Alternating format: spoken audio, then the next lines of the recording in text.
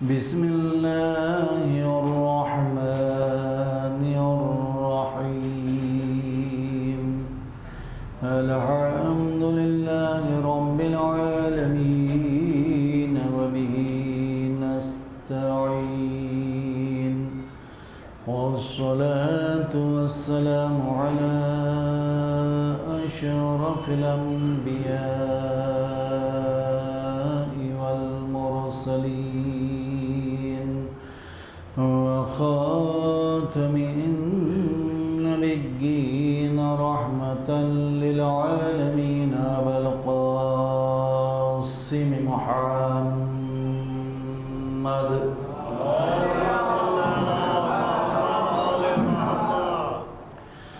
وعلى آله الطيبين الطاهرين المعصومين المظلومين، ولعنة الله على أعدائهم أجمعين من الآن إلى يوم الدين. أما بعد، فقد قال الله سبحانه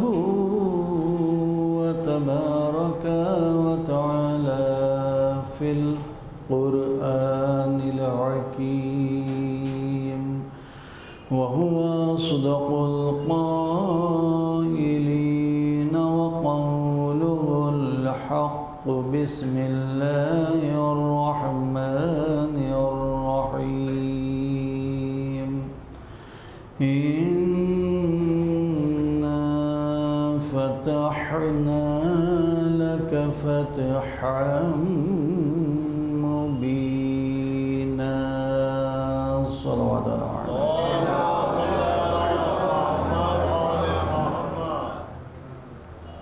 عزیزان ایمان، سلسلہ کلام اسی آیت مبارکہ کے ذیل میں جس کی تلاوت کا شرف ابھی میں نے حاصل کیا، کہ جس کا تعلق قرآن کے 48ویں سورہ فتح کے سے ہے. پہلی آیت ہے سورہ فتح کی بعد بسم اللہ. خصوصیت کے ساتھ چونکہ اس آیت کا تعلق سورہ فتح سے ہے، اور سورہ فتح کے شان نزول صلح حدیبیہ سے ہے، جو مضمون آپ حضرات کی خدمت میں جاری ہے. صلح حدیبیہ سے لے کر صلح امام حسن علیہ السلام کے درمیان میں آپ کے اور ہمارے پیغمبر آخر الزمان حضرت محمد مصطفیٰ صلی اللہ علیہ وسلم اور مولا کائنات اور امام حسن مجتبیٰ صلوات اللہ سلام اللہ علیہ کے درمیان میں جو صلح ہوئی تھی، اس کے ذریعے سے دین کی خدمات کا کتنا زیادہ گہرا تعلق تھا. اور چونکہ صلح ایک ایسی چیز ہے جس کے ذریعے سے انسان امن و امان حاصل کرتا ہے، دوستی کی طرف آگے بڑھتا ہے، ایک دوسرے کے خیالات، نظریات، افکار سے سمجھنے کی اس میں صلاحیت بھی پیدا ہوتی ہے اور موقع بھی ملتا ہے. لہٰذا ہمیشہ قرآن میں، رسول اکرم کی حیات طیبہ میں، مولا کائنات کے ارشادات اور ان کے فرمودات میں، یہاں اور امام حسن مجتبیٰ صلوات اللہ سلام اللہ علیہ کے بھی اپنے جد اور اپنے بابا ہی کی طرح وہ ارشادات سے مطابقت سارے فرمودات ملتے ہیں. انہوں نے عملی طور پہ اپنے زندگی کے دوران، اپنی امامت کے دور کے دوران یہی نظریے کو، یہی قانون کو، یہی قاعدہ شریعت کو اختیار کیا، جو بہت بڑا ذریعہ بنا دین کی حفاظت اور دین کی بقا اور دین کے پہنچانے کے لیے. اگر یہ چیزوں کو ہم اپنی روزمرہ کی زندگی میں اختیار کریں گے تو ہمارے بھی خاندانی تعلقات کے متعلق، ہمارے بھی گھروں کے درمیان میں اگر کوئی نظریاتی اختلاف ہے خدا نخواستہ، تو اس سے بھی صلح کے ذریعے، گفتگو کے ذریعے، ایک دوسرے کو سمجھانے کے ذریعے ہم اپنے اپنے مسائل کو درست کر سکتے ہیں۔ اسی طریقے سے جب اسلام کی ابتدا ہوئی تھی، کیونکہ ماحول پورا سرزمین عرب کا انتہائی مفسد تھا، شرک کا بول بالا تھا، بغض و اناد تھا، برائی کو اچھائی سمجھی جا رہی تھی، اور لوگ برائی کو کرنا کوئی معیوب بات نہیں سمجھتے تھے، عورتوں کے حقوق کو پامال کیا جا رہا تھا، ایک جامع نظام کی ضرورت تھی، وہ اسلام کی شکل میں رونما ہوا، اسلام کا تجدید ہوا، ورنہ اسلام از ابتدا حضرت آدم سے لے کر خاتم النبیین تک اسلام ہی اسلام تھا، کوئی نیا دین نہیں تھا، بلکہ حضرت آدم سے لے کر نوح، نوح سے لے کر ابراہیم، ابراہیم سے لے کر موسیٰ، موسیٰ سے لے کر عیسیٰ، عیسیٰ سے لے کے حضرت خاتم النبیین محمد مصطفیٰ صلی اللہ علیہ وسلم کے درمیان میں سارے تعلیمات یہی تھے۔ چنانچہ جو اسلامی تعلیمات کا طور طریقہ حضرت موسیٰ کے دور میں، عیسیٰ کے دور میں، ابراہیم کے دور میں اور خود حضرت آدم کے دور میں تھا، کوئی نیا طریقہ، نیا قانون نہیں تھا حضرت خاتم النبیین کے زمانے میں۔ یہ بات اور ہے، موسیٰ کے تعلیمات کو مٹا دیا گیا، محو کر دیا گیا، ابراہیم کی بعثت ہوئی، انہوں نے اس دین کا احیا کیا، ان کے تعلیمات کو مٹا دیا گیا۔ حضرت موسیٰ کے آنے کے درمیان میں تقریباً 1000 سال کا فرق ہو گیا، تو لوگ وہ تعلیمات کو بدلا دیے، تعلیمات کو اپنے اپنے طور پر اختیار کیے، کبھی حکومت کے زور پر، کبھی علماء کے نفس کے بیچ دینے کے طور طریقے پر، کبھی حاکم کے حکم کے بنیاد پر، غرض یہ کہ جو کہ بھی اغراض و مقاصد ہو، دین بدلتے رہا، لوگوں کے اذہان، افکار، عادتیں، گفتگو دین میں جگہ لے لی، اس لیے کہ دین ایک ایسا سہارا تھا جس کے ذریعے سے لوگ سمجھ سکتے تھے انسان آتے رہیں گے، جاتے رہیں گے، اگر چلا گیا تو اس کی بات کا اتنا اثر نہیں ہوتا، چونکہ دین سے جذباتی لگاؤ ہوتا ہے، تو دین ہی کے نام پہ انبیاء ما سبق کی شریعتوں میں تحریف کی جاتی رہی۔ پھر 1000 سال ہو گیا حضرت عیسیٰ کے آنے میں، اب پھر وہاں پر حضرت موسیٰ کے تعلیمات کو بدل دیا گیا تھا، اب حضرت عیسیٰ کے تجدید دین کیے، تو جو یہودی ان کے ماننے والے تھے ان کو یہ چیز بری لگی، وہ حضرت عیسیٰ کے دشمن ہو گئے، یہاں تک کہ قتل کی سازش کرنے میں، یہ تو اللہ کا کمال تھا۔ ہمارا عقیدہ ہے کہ اللہ نے ان کی شکل میں کسی اور انسان کو درمیان میں رکھا، اس سے سولی دی گئی، ورنہ ہمارا عقیدہ یہی ہے، قرآن نے یہی سمجھایا کہ حضرت عیسیٰ موجود ہیں، زندہ ہیں، آسمان چہروں پہ موجود ہیں۔ جب آپ کے اور ہمارے پیغمبر آخر الزمان کے وسیع بارق حضرت امام زمانہ عجل اللہ تعالیٰ فرجہ الشریف ظہور فرمائیں گے، تو آپ کے ظہور فرمانے کے بعد حضرت عیسیٰ آئیں گے تاکہ آپ کی حقانیت لوگوں کے درمیان میں جو عیسائی ہے ثابت ہو، اس لیے کہ روئے زمین پہ اس وقت بھی سب سے زیادہ ان کے ماننے والے ہوں گے، تاکہ اسلام کا بول بالا، اسلام کا چرچا، اسلام کے تعلیمات سارے روئے زمین میں بڑی آسانی کے ساتھ پھیلائے جائیں۔ اب تک تو کچھ مدت پہلے تک، کچھ دور پہلے تک حضرت امام زمانہ کے وجود کے لوگ قائل نہیں تھے کہ وہ رسول اللہ کے وارث ہیں یا پھر وہ ظہور فرمائیں گے، لیکن آج اس حقیقت سے پردہ ہٹایا جا رہا ہے، اور جو لوگ مخالف تھے ان کے اپنے وعظ میں، تقریروں میں اور ٹیلی ویژن پر برملا یہ کہا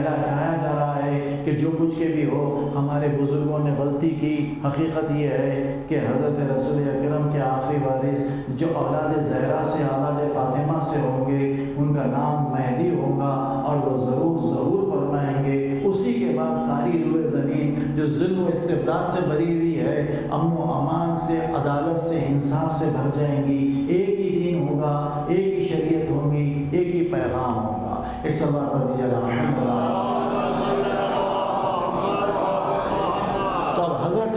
عیسیٰ کے بعد ہمارے نبی کے آنے کے درمیان میں 1000 سال کا وقفہ لگا، عیسائی مذہب کے قانون موجود ہے، ان کی کتاب موجود ہے، ان کے پاس توریت موجود، انجیل موجود ہے، لیکن یہ سب ہونے کے باوجود زمانہ بدلتے رہا، حالات بدلتے رہے، لوگ اپنے اپنے غرض کو پیش نظر رکھتے ہوئے اس کے تعلیمات میں تحریف کرنا شروع کر دیے۔ قرآن میں انجیل کا ذکر ہے، توریت کا ذکر ہے، لیکن تحریف میں توریت و انجیل کا بھی ذکر ہے۔ اسی لیے ایک کتاب کی ضرورت تھی جو ایسی جامع ہو، مکمل ہو۔ اب قیامت تک کے لیے کوئی کتاب آنے والی نہیں ہے، تو اللہ نے قرآن کی شکل میں آپ کے اور ہمارے پیغمبر اکرم محمد مصطفیٰ صلی اللہ علیہ وسلم کے قلب منور پر قرآن کو نازل کیا، اور اس قرآن کی حقانیت، اس کے وزن کو یوں سمجھایا کہ لو انزلنا هذا القرآن على جبل لرأيته خاشعا متصدعا من خشیۃ اللہ، اگر فرض کر لیا جائے اس قرآن کو بڑے سے بڑے پہاڑ پر نازل کر دیا جاتا تو تم لوگ دیکھ لیتے اس قرآن میں جو موجود مطالب، مفاہیم وزنی ہیں، اس کے بوجھ کو یہ قرآن برداشت، یہ پہاڑ برداشت نہیں کرتا، بلکہ وہ روئی کی گالوں کی طرح پارا پارا ہو جاتا، پاش پاش ہو جاتا۔ تو ایسا وزنی، ایسا ثقیل، ایسی پر مغز معنویت رکھنے والا قرآن وہی ہے جو رسول اکرم کے قلب پہ نازل ہوا، آج ہمارے اور آپ کے درمیان میں موجود ہے۔ اتنا معنی رکھنے والا، اتنے مطالب رکھنے والا، اتنی برکتیں رکھنے والا، اتنی اچھائیاں رکھنے والا یہ قرآن ہمارے درمیان موجود ہے، جو آپ کے پاس ہے، ہمارے پاس ہے، ہمارے گھر میں ہے، آپ کے گھر میں۔ سارے مسلمانوں کا ایک ہی قرآن ہے، کسی کے قرآن میں کوئی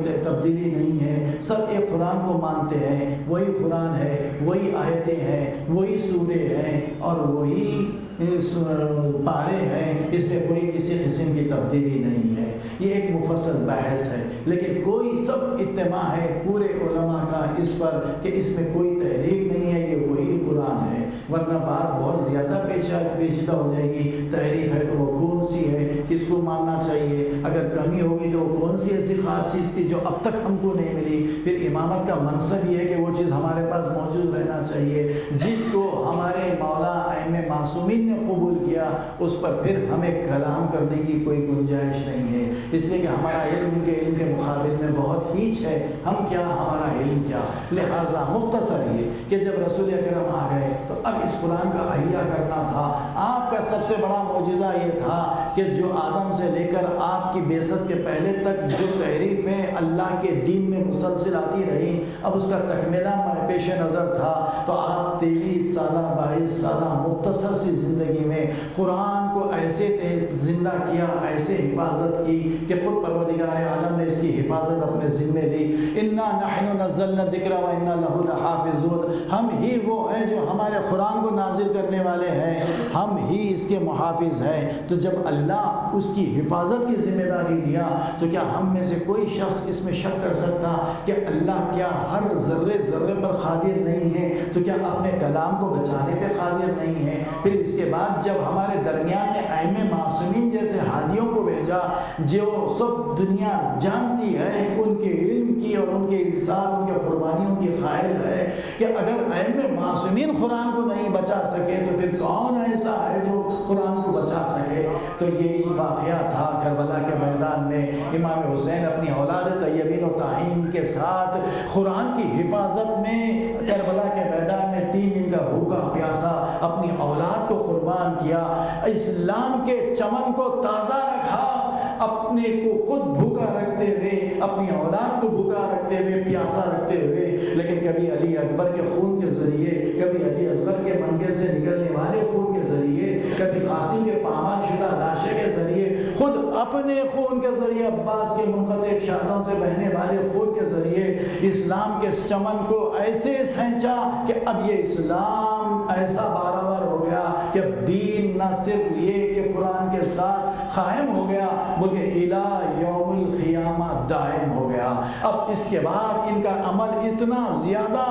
عظمت رکھنے والا تھا کہ اس عمل کو اللہ نے اپنی ذات سے نسبت دی۔ ہم ہی وہ ہے جو ہمارے قرآن کو نازل کرنے والے ہیں۔ قرآن نازل ہوا رسول اکرم کے قلب پر، اور قرآن کو بچانے والے حسین ابن علی، ان کی اولاد طیبین و طاہرین اور ان کے اصحاب ہیں۔ اس لیے اللہ نے جمع کا صیغہ استعمال کیا۔ ہم ہم کا لفظ استعمال کیا، جب تو اللہ کے لیے اس کی توحید دنیا و مافیہ سے سب سے زیادہ عزیز ہے، وہ احد ہے، واحد کا صیغہ استعمال کرنا تھا لیکن جمع کا صیغہ استعمال کیا، اس لیے کہ عمل تھا حسین کا، علی اکبر کا، عباس کا، اور محمد کا، قاسم کا اور ان کے اصحاب کا، تو لیکن اللہ نے اس عمل میں اتنی پاکیزگی خلوص نیت دیکھا کہ اس عمل کو اپنی ذات سے منسوب کیا، کہا کہ میں ہی نہیں، ہم ہی ہے جو اس قرآن کے نازل کرنے والے ہیں، ہم ہی اس کے محافظ ہیں۔ تو اب یہاں پر کوئی تبدیلی کا نظریہ ہمارے ذہن میں نہیں آ سکتا، اگر یہ ذہن میں آ جائیں گا تو پورا دین، سارے احکامات درہم برہم ہو جائیں گے۔ تو یہ نوجوانوں کے لیے میں عرض کر رہا ہوں، یہی قرآن تھا سورہ فتح۔ امام نے فرمایا کہ دیکھو جس کسی شخص نے پابندی کے ساتھ سورہ فتح کی تلاوت کی تو وہ ایسے ہے جیسے کہ وہ سورہ حدیبیہ کے وقت رسول اکرم کے ساتھ موجود تھا، وہ تمام مکالمات میں، معاہدات میں، وہ تمام حالات کے درمیان میں وہ بھی رسول کی مدد کرتے، نصرت کرتے ہوئے موجود تھا۔ اور اگر کوئی شخص چاہتا ہے کہ وہ شجر کے نیچے جہاں پر بیعت رضوان کی گئی تھی رسول اکرم کے ہاتھ پر، اگر تم اس کی مسلسل تلاوت کرو گے تو تمہارے ساتھ وہی مرتبہ ملے گا تمہیں جیسے کہ تم نے رسول اکرم کے ہاتھ پر بیعت کی۔ یہ کام کے جملے ہیں، قرآن کی آیتوں کا ترجمہ ہے، تو آپ کو دلیل دینے آگے والے کسی شخص کے لیے مددگار ہوں گی، لہٰذا آپ تمہیداً جو میں کہہ رہا ہوں اپنے ذہن عالی میں محفوظ رکھیے، یہ اسلام کے مسلمات میں سے کسی بھی بین الفریقین، کسی اہل سنت، برادران اہل سنت میں یا شیعوں میں فرق نہیں ہے کہ اگر کوئی سورہ فتح کی تلاوت مسلسل کرتا ہے تو اس کا اجر و ثواب یہ ہے کہ رسول اکرم کے ہاتھ پر بیعت کرنے کا جو ثواب اس وقت موجود ہوتا سن 8 ہجری میں مکہ معظمہ کے اس مقام صلح حدیبیہ جہاں ہوا تھا، سن 6 ہجری میں ہوئی یہ تو صلح، لیکن وہاں جب ہوئی تھی وہاں پہ موجود ہوتا تو جو ثواب ملتا وہی ثواب آپ کو آج چند 1431 میں اگر قرآن میں کی یہ تلاوت کرتے ہیں تو وہی ثواب ملے گا، وہی ثواب ملے گا، کیونکہ قدم قدم پہ لوگ کہتے ہیں کہ ہم کو قرآن سے ثابت کرو، ہم کو رسول اللہ کی حدیث سے ثابت کرو۔ تو اس طرح سے ہمارے سارے علماء کا اتفاق ہے کہ ہمارے امام نے کہا اب جو کوئی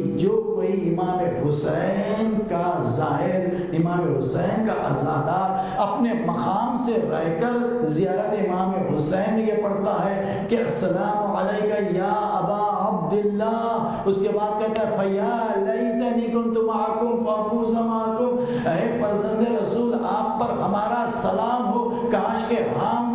بھی کربلا کے میدان میں ہوتے تو آپ ہی کے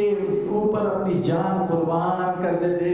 اور مرتبہ فائز پر پہنچ جاتے، ہم بھی کامیاب ہو جاتے۔ یہ جملہ اگر صدق دل سے پڑھے تو معصوم فرماتے ہیں، علماء کہتے ہیں کہ اسے ایسے ہی ثواب ملے گا جیسے کربلا کے میدان میں سن 61 ہجری میں امام حسین کے ساتھ، علی اکبر کے ساتھ، عباس کے ساتھ اور محمد کے ساتھ، حبیب کے ساتھ، حر کے ساتھ آپ ہم بھی ہوتے، اپنی جان دیتے تو جو ثواب ملتا۔ تو اب یہ نہیں کہنا کہ یہ کیسے ممکن ہے۔ دیکھیے جب سورہ حدیبیہ میں جو سورہ نازل ہوا، سورہ فتح ہم پڑھتے ہیں تو رسول اللہ کے ہاتھ پر بیعت کرنے والا جو مسئلہ ہے وہ ثواب مل رہا ہے، تو آج اگر امام حسین کی زیارت پڑھتے ہیں وہ ثواب مل رہا ہے تو کوئی تعجب نہیں کرنا، اس لیے کہ قرآن سے، تفسیر سے اس کا استنباط موجود ہے۔ ایک صلوات پڑھ دیجیے محمد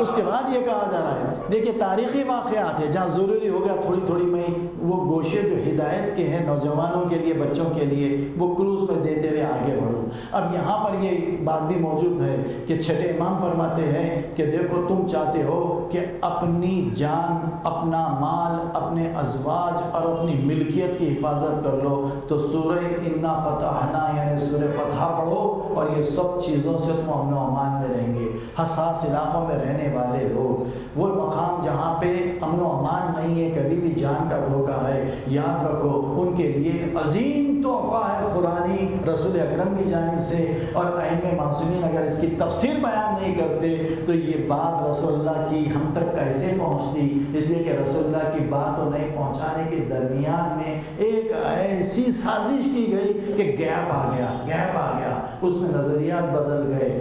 فکر بدل گئی، روایتوں کا انداز بدل گیا، مختلف قسم کے جعلی احادیث بھی گھڑ لیے گئے۔ اب یہ ائمہ معصومین کا یہ طفیل ہے ان سے ہماری وابستگی ہونے کا کہ انہوں نے عطا کیا، اور من و ان جو چیزیں ان تک رسول سے پہنچی تھی انہوں نے ہم تک پہنچایا۔ اس لیے ضروری ہے اقرار امامت تاکہ صحیح دین سے ہم ہمیشہ کے لیے وابستہ رہیں۔ اب یہاں سے میں یہاں تک کہ آپ کی خدمت میں عرض کیا تھا کہ اصفان نامی ایک شخص، یعنی جب رسول اکرم نے چاہا کہ سن 6 ہجری میں آپ عمرے کا قصد و ارادہ کیے، عمرے کا قصد و ارادہ کیے، سارے لوگوں کے درمیان میں منادی کروائی کہ جو کوئی چاہتا ہے کہ رسول اکرم کے ساتھ عمرے کی سعادت سے بہرور ہو، خانہ کعبہ کا طواف کرے اور اپنے سر مڑائے، قربانیاں دے، تو رسول اکرم تشریف لے جا رہے ہیں، وہ آ سکتا ہے۔ تو 313 ابتدا میں اسلام کی جو تعداد تھی اہل اسلام کی وہ جنگ بدر میں تھی، لیکن جنگ حدیبیہ، جنگ فتح مکہ سے پہلے، صلح حدیبیہ سے پہلے یہ تعداد بڑھتی یعنی 2 ہجری کے بعد سے 6 ہجری کے درمیان 313 سے تعداد بڑھتے ہوئے 1400 ہو گئی، 1400 1400 اتنی تعداد ہو گئی۔ رسول اللہ کے ہمراہ یہ تعداد موجود تھی اور سارے کے سارے لوگ رسول اللہ کے ساتھ جا رہے تھے۔ بڑے خوشی کا ماحول تھا کہ ہماری عبادت میں اللہ کا حبیب موجود ہے اور ہم ان کی معیت میں جا کر عبادت کریں گے۔ لوگوں کے بلبلے تھے، لبیک اللہم لبیک کے نعرے بلند نعرے جو ہے گونج رہے تھے، لوگوں میں ایک سرور کا عالم تھا، سارے لوگوں کی فکر اللہ کی عبادت کی طرف تھی۔ لیکن یہ قافلہ چلتے چلتے جب حدیبیہ کے مقام تک پہنچا، اس منزل پہ پہنچنے کے بعد آپ کو اطلاع ملی اصفان نامی ایک شخص کے ذریعے سے کہ یا رسول اللہ، مکے کے اندر کا ماحول انتہائی آپ کے مخالف ہے، لوگ بہت زیادہ غیظ و غضب میں ہیں۔ وہ سب مل کر ان لوگوں نے ایک میٹنگ کی کہ کسی صورت سے بھی اللہ کے رسول کو اور مسلمانوں کو ہم مکے کے اندر داخل ہونے نہیں دیں گے۔ یہ جو حدیبیہ ہے ایک کنویں کی وجہ سے وہ نام معروف ہوا،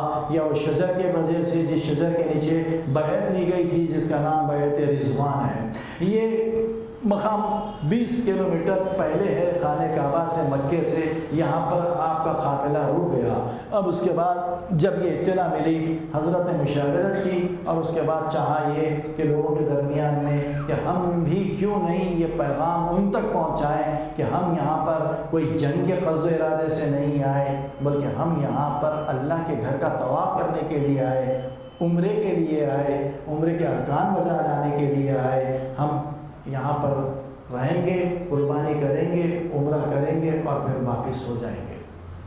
کہا کہ ہرگز کسی صورت یہ قابل قبول کفار و قریش مکہ کے لیے نہیں ہے، مشرکین قریش مشرکین مکہ کے لیے یہ رسول اللہ کی جو ارادہ ہے وہ ہرگز وہ لوگ قبول کرنے والے نہیں ہیں۔ تو ایسے میں آپ نے وہاں پر خلیفہ دوم کا انتخاب کیا کہ آپ جائیے اور ان لوگوں کے درمیان میں یہ پیغام دیجئے کہ ہم جنگ کے ارادے سے نہیں آئے۔ رسول اللہ کے ساتھ عمرہ کرنے کے لیے جو رسول اللہ سن 6 ہجری میں حدیبیہ تک پہنچ چکے تھے، ان کے ہمراہیوں میں حضرت عمر بھی تھے اور عثمان بھی تھے، خلیفہ دوم بھی تھے، سوم بھی تھے۔ اب یہاں پہ رسول اللہ نے عمر کا انتخاب کیا، کہا کہ آپ جائیے، جانے کے بعد وہاں پہ لوگوں کو سمجھائیے تاکہ لوگوں کی غلط فہمی دور ہو کہ ہم جنگ کے لیے نہیں آئے ہیں، بلکہ ہم آئے ہیں اللہ کے گھر کا طواف کرنے کے لیے، ہم آئے ہیں ارکان عمرہ بجا لانے کے لیے۔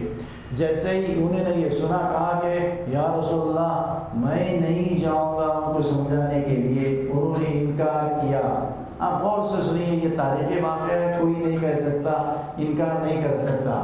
اگر وہ سمجھتے کہ اللہ کا حبیب ایک مقدس ترین کام کے لیے مجھے بھیج رہا ہے، اگر ان کو یقین ہوتا اللہ کا حبیب کلام نہیں کرتا مگر یہ کہ اللہ کی مرضی نہ ہو، تو یہ انکار نہیں کرتے، بلکہ عذر یہ کیا کہ میں اس لیے نہیں جانا چاہتا ہوں چونکہ میرے سے قریش کے درمیان میں پرانی عداوت ہے۔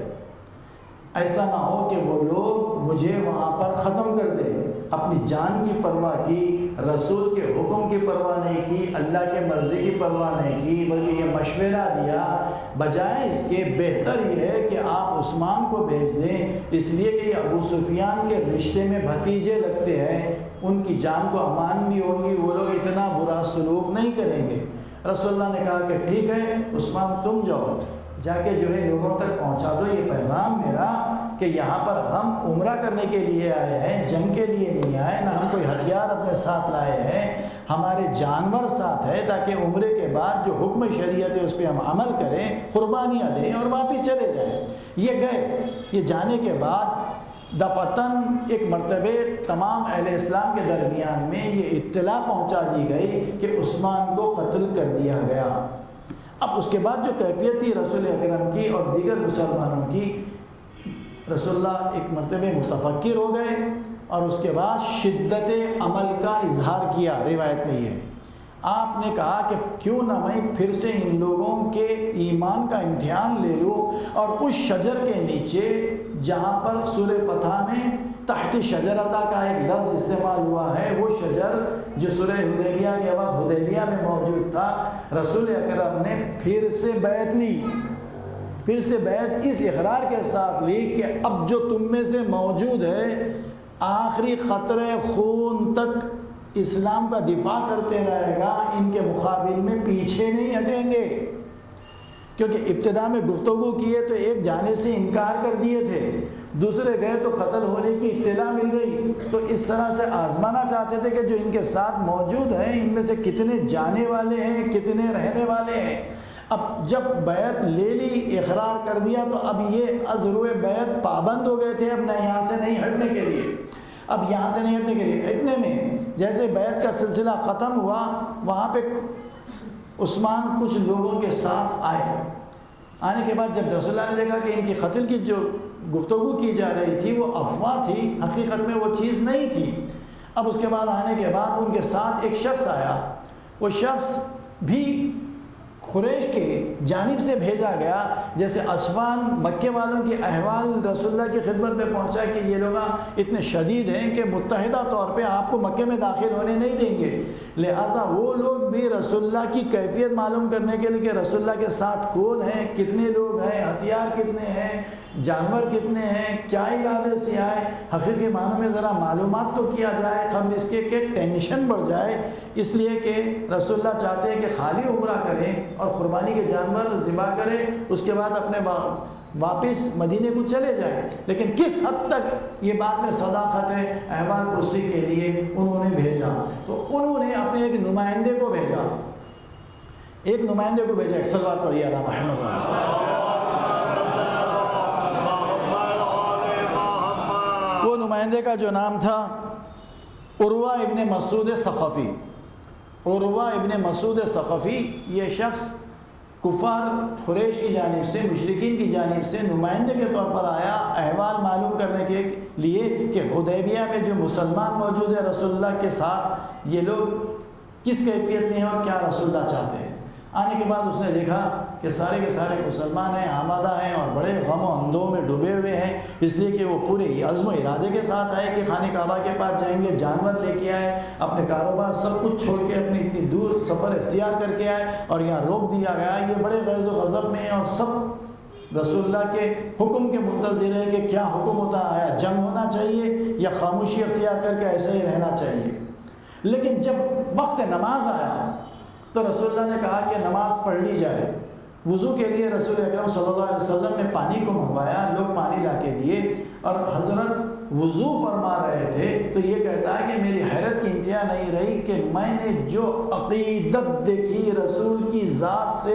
ایسی عقیدت کو میں کسرا اور روم کے دربار میں بھی میری باری آئی تھی، وہ بادشاہوں کی ایسی عظمت نہیں کی گئی، توقیر تعظیم نہیں کی گئی جتنا کہ یہ مسلمان ہونے والے لوگ اپنے رسول کی عظمت اور تعظیم کر رہے ہیں۔ پانی کا ایک قطرہ زمین پہ پہنچنے نہیں دے رہے بلکہ اپنے جلووں میں لے کے تبرکن اپنے جسم پر مل رہے ہیں اور اس کا احترام کر رہے ہیں۔ یہ دیکھ کر اسے یقین ہو گیا کہ اب یہاں پر جو لوگ ہیں، کوئی بھی ایسی گفتگو کی جائے جس سے کہ ان کے درمیان میں انتشار پیدا ہو، اختلاف ہو، یا ڈرا کے یا لالچ دے کے یا دھمکا کے ان کو رسول کی ذات سے منحرف کر لیا جائے، یہ امکانات بالکل نہیں ہیں۔ یہ جا کے اپنے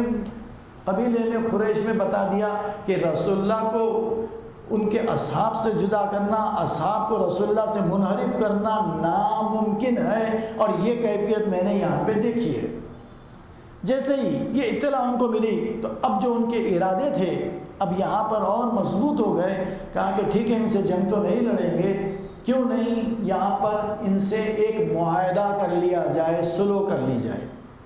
اب رسول اللہ کے اس پیغام کو انہوں نے قبول کیا اس شرط پہ کہ ہم صلح کریں گے کچھ شرائط کے ساتھ۔ رسول اکرم نے وہ مشرکین کفار جو مکے کے تھے، اب تک کے مسلسل اسلام کو، بانی اسلام کو چاہتے تھے کہ کسی صورت سے ختم کر دے، دین کو پھیلنے نہیں دیں، چنانچہ اس کے پہلے بدر بھی ہو چکی تھی، معرکہ بدر، احد بھی ہو چکا تھا۔ اب یہاں پر جب یہ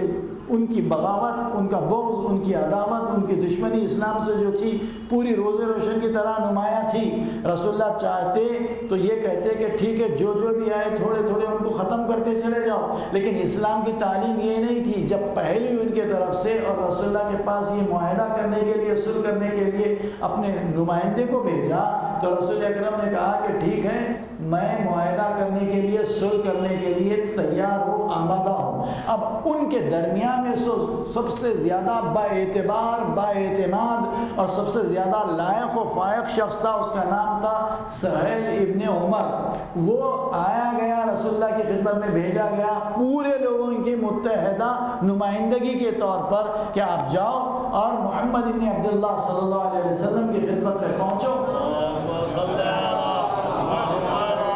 اور معاہدہ عمل میں لایا جائے کہ معاہدے کی شرائط ان کی دانش میں یہ سب سے عظمت رکھنے والے تھے کہ ہم نے جو پہلے کہا ہے اس بات پہ اڑے رہیں گے۔ دیکھیے ایک ایک چیز غور سے سنیے آپ، میں سہل ترین انداز سے بتلا رہا ہوں اس لیے کہ ہم کو، آپ کو، سب کو اپنی اپنی زندگی میں ان سے سابقہ پڑے گا تو یہ واقعات ہمارے لیے بڑا ہدایت کریں گے، وہ ہماری رہنمائی کریں گے اور ہدایت کریں گے کہ ہم کو کس طریقے سے کب کیسے موقع پہ کام کرنا چاہیے۔ رسول اللہ کیا نہیں ان کے پاس پروردگار عالم نے پاور دیا تھا، کتنی نے ان کو قدرت دیا تھا، کتنے معجزات دیے تھے، کتنی کرامتیں دیے تھے، کتنا علم دیا تھا،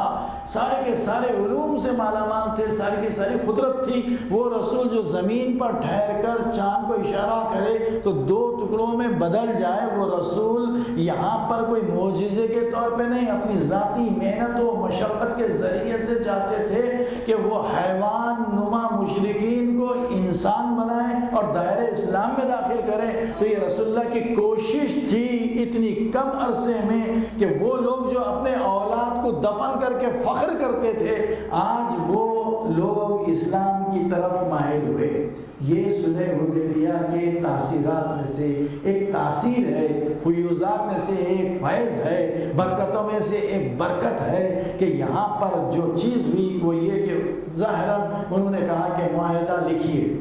معاہدہ لکھیے، اس لیے کہ زبانی جمع خرچ نہیں بلکہ تحریر میں آ جائے تاکہ یہ بار بار کی جو جنگ ہے نہ ہمارے طرف کے لوگ مرے نہ آپ کی طرف کے لوگ مرے، ہم معاہدہ کرنے کے لیے تیار ہیں۔ لہٰذا پہلا معاہدے کا فقرہ یہ تھا کہ رسول اللہ نے کہا، کاتب مولا کائنات امیر المومنین علی ابن ابی طالب صلی اللہ علیہ وسلم،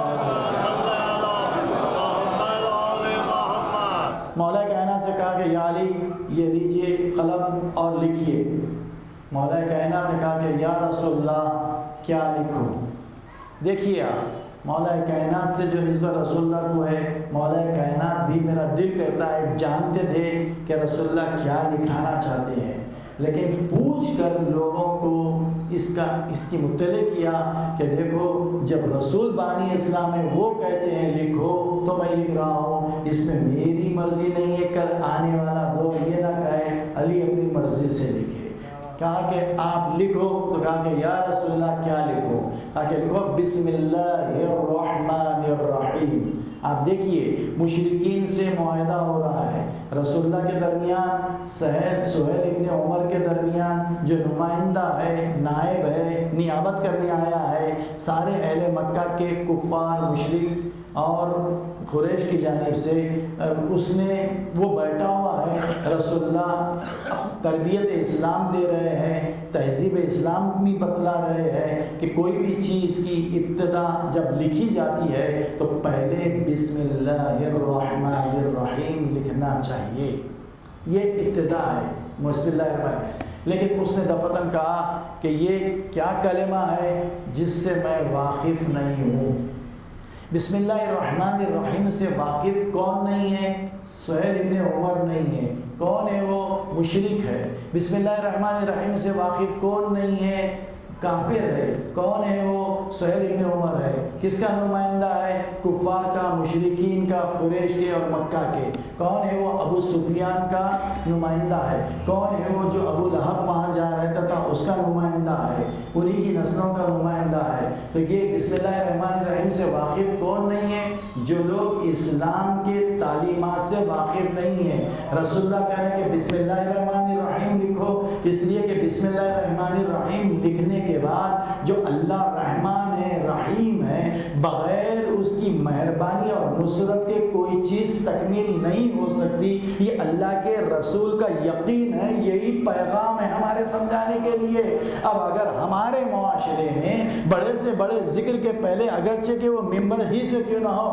اگر بسم اللہ الرحمن الرحیم اٹھا لیا جائے تو یہ سنت رسول ہے یا سنت ابو سفیان ہے، سہیل ابن عمر ہے؟ آپ کیسے اس کا متبادل بتلا سکتے؟ بلکہ مولا کائنات امیر المومنین علی ابن ابی طالب صلوات اللہ سلام علیہ فرماتے ہیں قولوا کل امر صغیر او کبیر بسم اللہ الرحمن الرحیم، تم چھوٹے سے چھوٹا کام ہو، بڑے سے بڑا کام ہو، بغیر بسم اللہ الرحمن الرحیم کے نہیں کرو۔ حضرت موسیٰ کلیم اللہ تھے، بار بار اللہ کی جانب سے یہ پیغام پہنچایا گیا، تیقن دلایا گیا کہ اے موسیٰ فرعون کو ابھی ہم غرق کر دیں گے، ابھی واصل جہنم کر دیں گے۔ آ کے اپنی امت کو پیغام پہنچاتے تھے کہ یہ دیکھو فرعون ابھی اللہ نے مجھے پیغام و بشارت دی ہے، وہ واصل جہنم ہوگا، غرق ہو جائے گا، وہ فی النار مسخر ہو جائے گا۔ لیکن دیکھتے تھے کہ پھر وہ زندہ ہے، پھر جا کے کلام کرتے تھے، اللہ کہتا تھا کہ وہ ہو جائے گا، پھر آگے اپنی امت کو بشارت دیتے تھے۔ آخر میں لوگوں نے کہا کہ یا موسیٰ آپ کلیم اللہ ہیں، آپ کی بات سچ ہے یا آپ جھوٹ ہمیں کہہ رہے ہیں؟ یہاں تک نوبت آ گئی۔ اب اس کے بعد جا کے ہاتھوں کو جوڑ کے اللہ کی بارگاہ میں فریاد استغاثہ کیے، پروردگار حتمی طور پر تو حکم دے دے کہ کب ہوگا، اس لیے کہ میری امت میری نبوت کو جھٹلا رہی ہے۔ تو کہا کہ یا موسیٰ تم کو میرے کلام پہ اور فرعون کے تباہ و برباد ہونے کے اوپر نگاہ ہے، لیکن میں کیا کروں، میری نگاہ اس کے دروازے پہ ہے جہاں بسم اللہ الرحمن الرحیم لکھا ہوا ہے۔ اس کی وجہ سے میں اپنے عذاب کو موقوف کر کر رکھا ہوں۔ صلی اللہ علیہ وسلم۔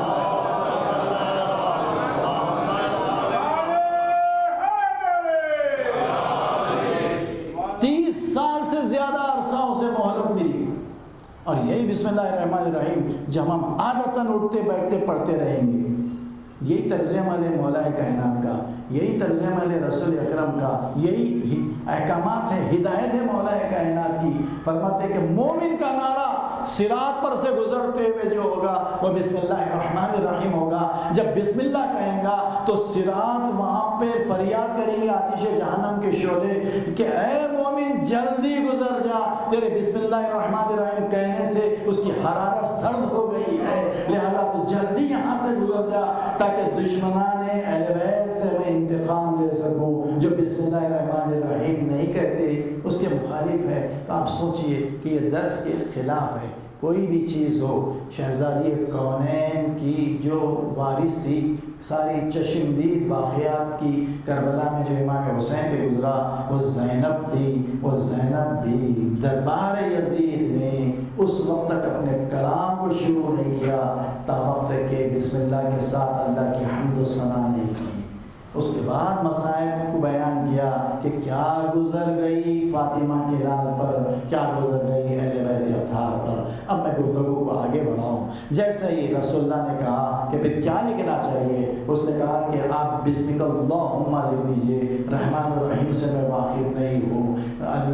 رسول اللہ نے کہا یا علی آپ بسمک اللہم لکھ دیجئے، مولا کائنات بسمک اللہم لکھیے۔ اس کے بعد رسول اللہ نے کہا کہ لکھو محمد بن عبداللہ، محمد رسول اللہ کے ساتھ اور بینا عمر بن سہیل اور محمد رسول اللہ کے ساتھ یہ معاہدہ لکھا جا رہا ہے۔ اس نے کہا کہ ہم آپ کو رسول اللہ نہیں مانتے، تو یہ بھی نہیں ماننے والی چیز کس کی ہے؟ جو مشرکین کی ہے۔ بحمداللہ ہم تو رسول اللہ کے رسول ہی مانتے ہیں، حضرت رسول کو۔ لہٰذا جب یہاں پر یہ بات آئی تو مولا کائنات نے کہا کہ میں بسم اللہ الرحمن الرحیم لکھا، پھر محمد الرسول اللہ لکھا۔ یا رسول اللہ جب سے آنکھ کھلی میں نے آپ کو رسول ہی مانا ہو، میں اپنے ہاتھوں سے کیسے مٹاؤں رسول اللہ کا لفظ؟ تو ایک مرتبہ مولا کائنات کی اس گفتگو سننے کے بعد اللہ کے رسول مسکرایا، کہا کہ یا علی لائیے میں مٹائی دیتا ہوں،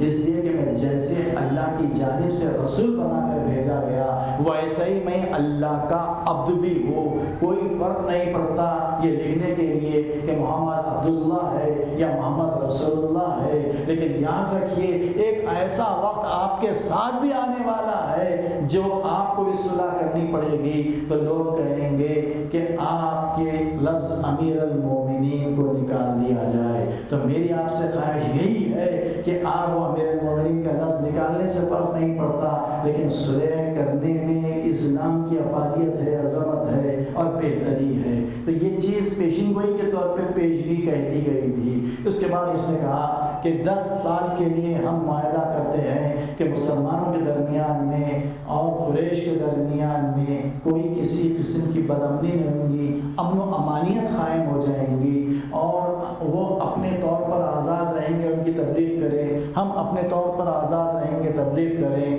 البتہ فی الوقت اب تو آپ وہاں پر کعبے کو طواف کرنے کے لیے عمرے کے لیے نہیں جا سکتے، بلکہ آپ کو لوٹنا پڑے گا۔ نہ قربانی کی اجازت ہے نہ طواف کی اجازت ہے۔ ہاں آئندہ سال آپ ضرور تشریف لائیے، جب آپ تشریف لائیں گے تو ہم 3 دن کے لیے مکہ خالی کر دیں گے تاکہ آپ اپنے اطمینان کے ساتھ طواف کر لیں، 3 دن میں آپ عمرہ بجا لا لیں، قربانیاں کر لیں، پھر اس کے بعد اپنے مقام پہ چلے جائیں۔ رسول اللہ نے کہا کہ یہ شرط بھی آپ قبول کر لیجئے، لکھ دیجئے۔ معاہدے میں لکھ دی گئی، معاہدہ میں لکھ دی گئی کہ یہ 10 سال تک کوئی کسی ایک دوسرے کے خلاف کچھ نہیں کرے گا اور جنگ نہیں ہوگی۔ اس طرح سے بار بار کی جنگوں سے اسلام کو چھٹکارا ملا، اس لیے کہ جب آپ کے پاس وقت ہوگا، آپ کو کوئی خلل نہیں ہوگا، آپ کو کوئی جنگ کا اندیشہ نہیں ہوگا، آپ کے مقصد کے کوئی خلاف میں نہیں جائیں گا، تو یہ اسلام کے پھیلانے میں بڑی مدد ملے گی۔ اس لیے کہ اس کا سرپرست اللہ ہے، اس کے سرپرست رسول ہیں۔ اب حیوانات پر، جمادات پر، پتھروں پہ بھی رسول کے کلام کا بات کا اثر ہو سکتا، تو یہ انسانوں پہ اثر کیسے نہیں ہوگا؟ رسول اللہ کو یقین تھا انا فتحنا لک فتحا مبینا پر۔ رسول اللہ نے کہا کہ ٹھیک ہے، ہمارے لیے قابل قبول ہے، بات لکھ دی گئی، اور کہا کہ اگر کوئی لوگ آپ کے پاس ہمارے قبیلے سے آ جائیں اور ہم انہیں طلب کریں تو آپ دے دینا، لیکن آپ کے پاس سے کوئی اگر آئے تو ہم دینے پر ضروری نہیں ہے۔ رسول اللہ کو یہاں پہ بھی یقین تھا کہ جو رسول اللہ کے راز زبان سے سن کر تعلیمات حاصل کرنے والا وہ مسلمان مومن ہو جائے گا تو پتھر اپنے کل سے جز کو جدا کر سکتا۔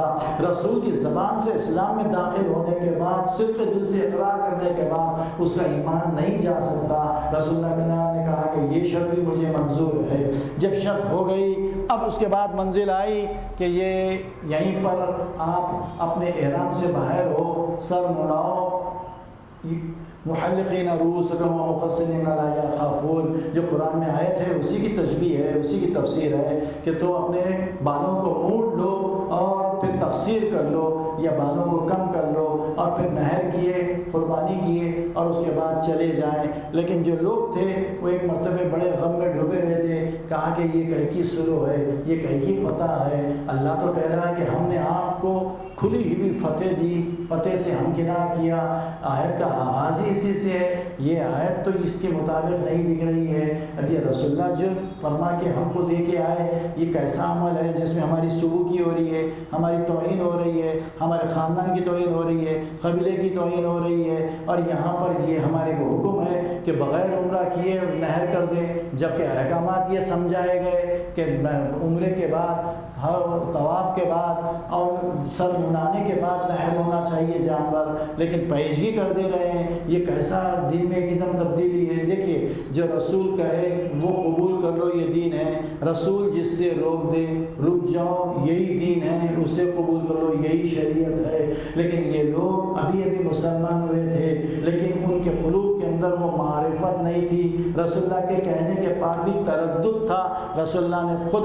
کہا کہ مجھے حکم اللہ کا یہی ہوا ہے اور سب سے پہلے میں خود اپنی قربانی نہر کر رہا ہوں۔ رسول اللہ اپنے جانور نہر کیے، بہت سارے لوگوں کو اطمینان ہوا ان کے عمل کا کہ وہ عمل ہمارا اللہ کے نزدیک قابل قبول ہے، یہ چیز ہو گئی۔ یہی وہ منزل تھی جہاں پہ رسول اللہ نے کہا، اور پھر اس کے بعد جو شرائط کے ساتھ یہ سارے اہل اسلام کو منوایا، وہاں پر خلیفہ دوم کے جملے ہیں کہ جس طرح سے مجھے آج رسول اللہ کی نبوت میں شک ہوا، اس کے پہلے کہیں نہیں ہوا تھا۔ یہ ایک تاریخی واقعہ ہے کہ کیوں ہوا یہ شک، کیونکہ رسول اللہ کا جو پیشن گوئی تھی، جو باتیں تھے، ان کی دانش میں غلط نظر آ رہے تھے، ان کی دانش میں یہ چیزیں غلط نظر آ رہے تھے۔ جیسے کہ میں نے روز اول کہا تھا کہ سورہ کی شان نزول میں ایک یہ بھی ہے کہ یہ انا فتحنا لک فتحا مبینا سے بلا کہ وہ معجزات ہے جو رسول اکرم کے تھے، جس کے ذریعے سے اسلام فروغ پایا، یہ بھی ایک تفسیر ہے۔ چنانچہ یہ رونما ہوئی یہ معجزہ رسول اللہ کا کہ یہاں پہ چونکہ دن لگ گئے تھے، جس کنویں کے قریب ٹھہرے تھے اس کا پانی خشک ہو چکا تھا، لوگوں کی جو سامانی سفر میں جو غذا لائے تھے وہ ختم ہو گئی تھی۔ ایک مرتبہ رسول اکرم کے پاس لوگوں نے فریاد کی کہ 1400 افراد پہ مشتمل جو ہمارا اسلامی مجاہدین کا لشکر ہے وہ سارے کا سارا پیاسا ہے، ان کے پاس ذریعہ نہیں ہے پانی پینے کا، پانی ختم ہو چکا ہے۔ رسول اکرم نے اس کنویں میں جو تھوڑا سا پانی ملا تھا وہ پانی سے وضو کیا اور کلی اس باولی میں کی، اس کنویں میں کی جہاں سے پانی خشک ہو چکا تھا، اس کی برکت سے جتنے کلی کے خطرات تھے اتنے چشمے ابلنے لگے، دیکھتے ہی دیکھتے کنواں بھر گیا، سارے لوگ سیراب ہو کے پانی پینے لگے۔ اس کے بعد کہا کہ غذا ہماری ختم ہو گئی، تو کہا کہ جو میری چادر ہے وہ پھیلا دو، جن کے پاس جتنا بھی آذوقہ بچا ہوا ہے، کسی کے پاس 1 کھجور، کسی کے پاس 5 کھجور، کسی کے پاس کوئی روٹی کا ٹکڑا، جو بھی تھا لا کے رکھ دیے۔ کہا کہ یہ تو ہمارے لیے ایک وقت کے لیے بھی کافی نہیں ہے، ہمارے پاس بہت مختصر سے غذا ہے۔ اس کے بعد حکم ہوا کہ آؤ جتنے بھی افراد ہیں، جتنا تمہیں ضرورت ہے اس رومال سے اپنا اناج لے کے چلے جاؤ، غذا لے کے چلے جاؤ۔ لوگ آئے، اپنے اپنے ظروف میں غذا سیر ہو کر استعمال کرنے کی حد تک لے لیے۔ جب ختم ہو گئے پورے لوگ، دیکھا تو اس رومال میں غذا اتنی ہی موجود تھی۔ یہ معجزہ تھا حضرت کے قدمائے مبارک کا، حکم مبارک کا، ید مبارک کا جو رونما ہوا ان کے درمیان، تاکہ ان کے قلوب متزلزل نہ ہو۔ صلوات پڑھیے علی محمد۔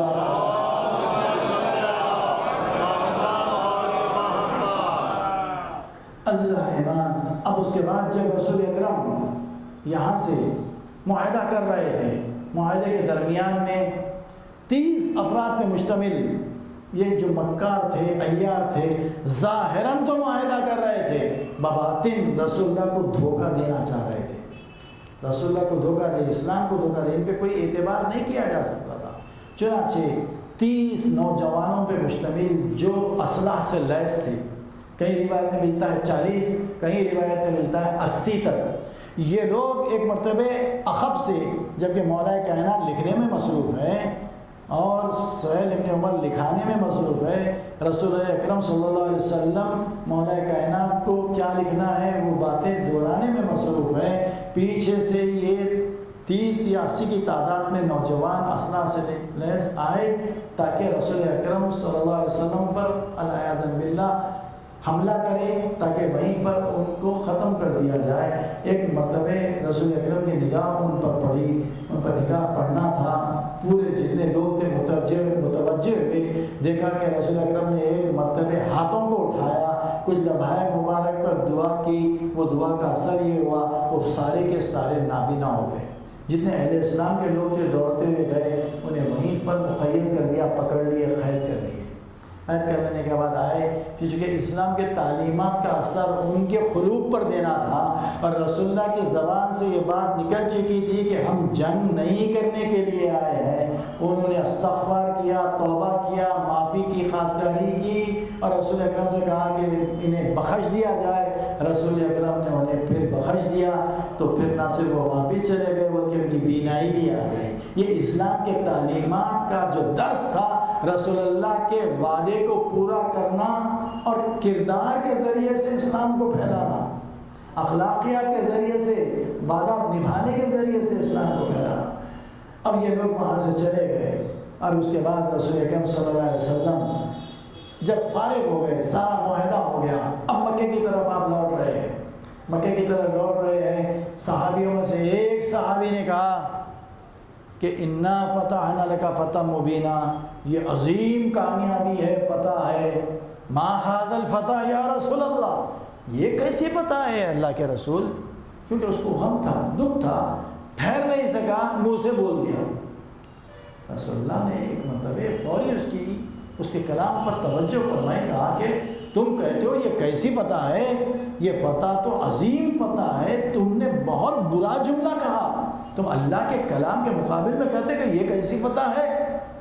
تم کو یہ نہیں معلوم کہ لا الہ الا اللہ کا لازمہ اطیع اللہ ہے، محمد رسول اللہ کا لازمہ اطیع الرسول ہے، علی ولی اللہ کا لازمہ وہ اولی الامر منکم ہے۔ تب پہیں چل کے یہ کلمہ مکمل طور پر محفوظ رہے گا۔ لا الہ الا اللہ محفوظ اس وقت تک نہیں رہ سکتا جب تک کہ اطیع اللہ یعنی اللہ کی اطاعت شامل نہ ہو جائے۔ محمد رسول اللہ کہنا اس وقت تک محفوظ نہیں رہ سکتا جب تک کہ اطیع الرسول نہ ہو۔ علی ولی اللہ کہنا اس وقت تک محفوظ نہیں رہ سکتا تا وقت تک کہ وہ اولی الامر منکم، جو مولا کی مرضی ہے وہی شریعت ہے۔ میری مزاج کا نام شریعت نہیں ہے، جو رسول اللہ کی مرضی ہے وہی شریعت ہے۔ افراد یا اصحاب کے مزاج کا نام شریعت نہیں ہے، جو اللہ کی مرضی ہے وہی شریعت ہے۔ ہماری فکر کا نام، ہماری عادتوں کا نام شریعت نہیں ہے۔ تو اطاعت کے بغیر یہ کلمہ انتہائی ادھورا رہ جائے گا۔ اور وہاں پر رسول اللہ کی زندگی میں، ان کی موجودگی میں صلح کے بعد اس نے بڑی دیدہ دلیری سے یہ بات کہی کہ انا فتحنا لک فتح مبینہ، یہ اللہ کہہ رہا ہے، لیکن یہ فتح کیسی ہے؟ ما ھذا فتح، یہ کیسی فتح ہے؟ ہم عمرے سے محروم ہو گئے، یہ کیسی فتح ہے؟ ہم مکے میں داخل نہیں ہو سکے، یہ کیسی فتح ہے؟ کہ ہم بال نہیں منڈوا سکے، یہ کیسی فتح ہے؟ ہم جانوروں کو ذبح نہیں کر سکے، ہم اپنے ارادے سے آئے اور مایوس ہو کے جا رہے ہیں، اور اللہ کہہ رہا ہے کہ یہ فتح مبین ہے۔ آپ کہہ رہے ہیں کہ جتنی خوشی اس آیت سے مجھے حاصل ہوئی، دنیا کی دولت ملتی تو مجھے وہ خوشی نہیں ملتی۔ تو یہ اس نے آبجیکشن کیا۔ اللہ کے رسول نے کہا کہ یہ بڑی عظیم فتح ہے، چونکہ لوگوں کے پاس اتنا ادراک نہیں تھا، رسول اللہ کی ابھی اتنی معرفت نہیں تھی، اتنی معرفت نہیں تھی۔ جو تابعین میں سے بعض اصحاب ہیں زرعی، انہوں نے بہت ہی واضح طور پہ کہا کہ دیکھو یہ فتح مبین ایسی ہے کہ اس کی وجہ سے جو مسلسل جنگ ہو رہی تھی، یہ جنگوں میں توقف ہوا، اسلام کو وقت ملا ٹھہرنے کا، سنبھلنے کا، ترقی کرنے کا۔ مسلمان جو معدود چند تھے، 2 سال کے عرصے میں ایسا اسلام کا چرچا ہوا کہ اب جو رسول اللہ 2 سال کے بعد مکے آئے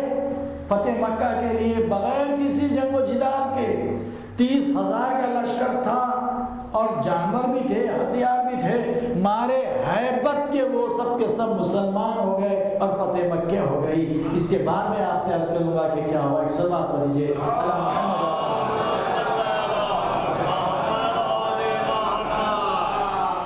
تو عزیزان ایمان، جو پیغام ہمیں یہی ملا ہے ان واقعات سے کہ ہم کبھی بھی کوئی چیز کی مخالفت کرنے سے پہلے بڑے اچھی طرح سے سمجھ لیں کہ جو چیز ہم کر رہے ہیں اس کے اثرات کیا ہیں، اس سے اسلام کو تقویت ملے گی، دین کو تقویت ملے گی، یا اسلام و دین کو نقصان پہنچے گا۔